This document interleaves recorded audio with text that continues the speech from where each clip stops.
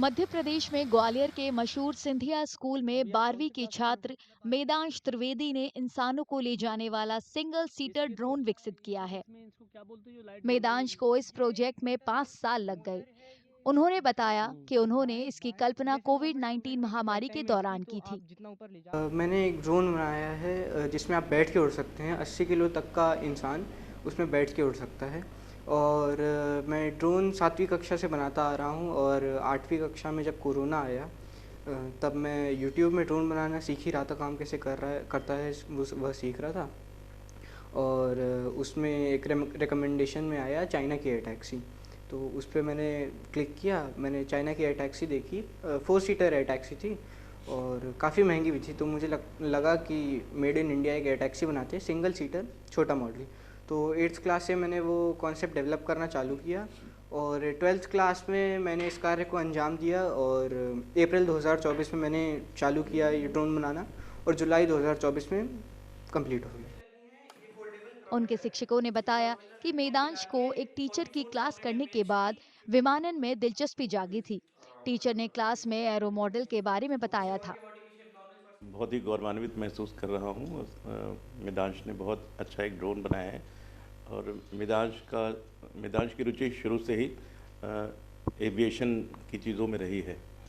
और कक्षा 7 की बात है जब मैं इनकी कक्षा में गया था एक दिन और मैं स्वयं एरो मॉडलिंग करता था, तो इनको मैंने पूरी कक्षा को मैंने एरो मॉडलिंग के बारे में बताया और जो बेसिक चीज़ें हैं एरो मॉडलिंग की मैंने इन लोगों को वही बताया।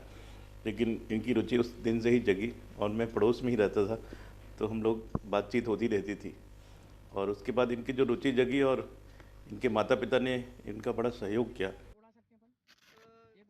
मेदांश के माता पिता ने विमानन से जुड़े नवाचारों में उन्हें पूरा सहयोग दिया है। निश्चित रूप से एक रिस्पॉन्सिबिलिटी भी है।